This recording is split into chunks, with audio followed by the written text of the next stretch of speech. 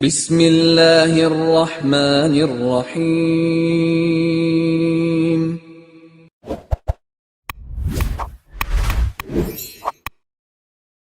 السلام علیکم ورحمۃ اللہ وبرکاتہ۔ الحمد للہ وکفی وسلام علی عبادہ الذین اصطفی، اما بعد۔ حاضرین و ناظرین، یہ درس حدیث نمبر 289 ہے اور آج کا عنوان ہے انبیاء کرام علیہم السلام کی آزمائش۔ روایت سماعت کے لیے ترجمے کے بعد تشریح کی جائے گی۔ بسم اللہ الرحمن الرحیم۔ عن ابی سعید الخدری رضی اللہ عنہ قال وضع رجل يده على النبي صلى الله عليه وآله وسلم فقال والله ما أطيق أن أضع يدي عليك من شدة حماك. فقال النبي صلى الله عليه وسلم إن معشر الأنبياء يضاعف لنا البلاء كما يضاعف لنا الأجر.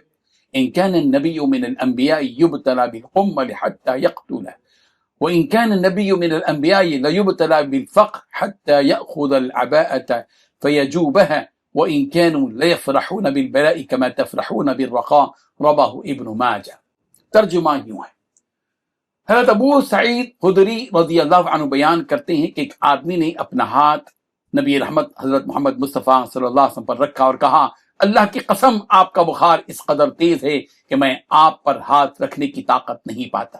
آپ علیہ الصلوۃ والتسلیم نے فرمایا ہم انبیاء کی جماعت ہیں، جیسے ہمارے لیے اجر و ثواب کو بڑھا دیا جاتا ہے اسی طرح ہمارے لیے آزمائشوں کو سخت کر دیتا ہے۔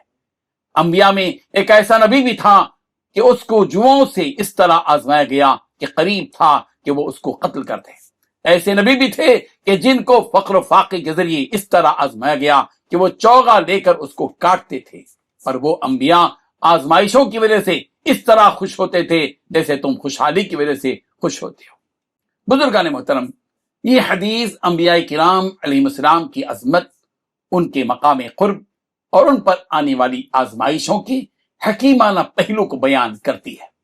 حضرت ابو سعید خدری رضی اللہ عنہ کے بیان کے مطابق جب ایک شخص نے رسول رحمت صلی اللہ علیہ وسلم کے شدید بخار کو محسوس کرتے ہوئے تعجب ظاہر کیا تو آپ علیہ الصلوۃ والتسلیم نے یہ وضاحت فرمائی کہ انبیاء پر آزمائشیں سخت ترین آتی ہیں، سخت سے سخت آزمائشیں نبیوں پر آتی ہیں تاکہ ان کے درجات بلند ہوں، جیسے ان کے اجر و ثواب کو بھی زیادہ کر دیا جاتا ہے، ان کی بلاؤں ان کی آزمائشوں کو بھی زیادہ کیا جاتا ہے۔ آپ علیہ الصلوۃ والتسلیم نے بتایا کہ بعض انبیاء ایسے بھی گزرے ہیں جنہیں جسمانی اذیتوں، بیماریوں اور معاشی تنگی کے ذریعے اس قدر آزمایا گیا کہ ان کی جان کو خطرہ لاحق ہو گیا۔ بعض نبی ایسے بھی تھے جو غربت کے عالم میں اپنے کپڑوں کو کاٹ کر پیوند لگا کر پہنتے اور ان سخت حالات میں خوش رہتے تھے، جیسے عام لوگ خوشحالی میں خوش ہوتے ہیں، انبیاء فقر و فاقے میں خوش ہوتے تھے۔